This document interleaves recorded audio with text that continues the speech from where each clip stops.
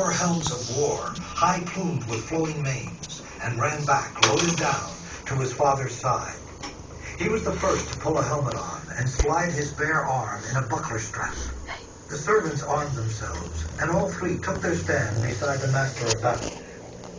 While he had arrows, he aimed and shot, and every shot brought down one of his huddling enemies. But when all barbs had flown from the bowman's fist, he leaned his bow in the bright entryway beside the door, and armed. A 4-ply shield hard on his shoulder, and a crested helm, horse-tailed, nodding stormy upon his like head. The picture you just saw. Then took his tough and bronze-shod spear. Turn back a little bit. There's a picture. What page is it on? It's the one right there. What page are you on? 11. Right, the one with the 4 men, and there's a guy in the foreground, and they have helmets on. That's the picture. That's the fight. To make various unsuccessful attempts to expel Odysseus from his post at the door.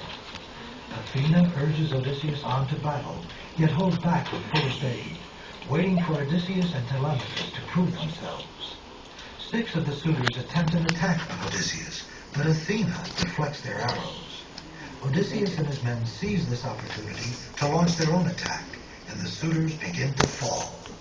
At last, Athena's presence becomes known to all, as the shape of her shield becomes visible above the hall.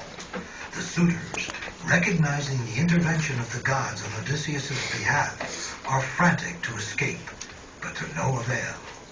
Odysseus and his men are compared to falcons who show no mercy to the flocks of birds they pursue and capture. Soon the room is reeking with blood. Thus the battle with the suitors comes to an end. Odysseus prepares himself to meet Penelope. So they win, they're victorious.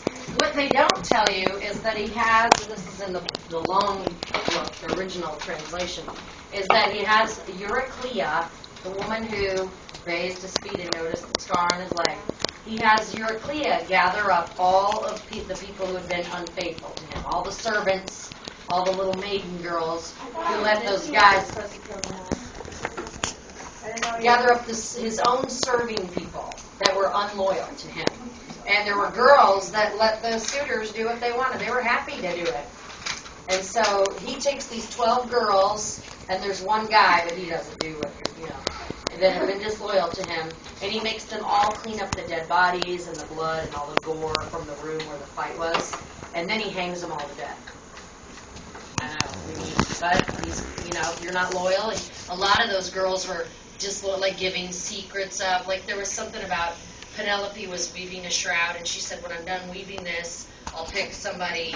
Well, then she would unweave it at night, and Melantho told Eurymachus, the guy she was hooking up with, I know what she's doing. She's unhooking that rope. She's undoing it. And so it wasn't just giving it up. They were telling secrets. They were unloyal. And so he kills all of the 12 girls who were disloyal to them.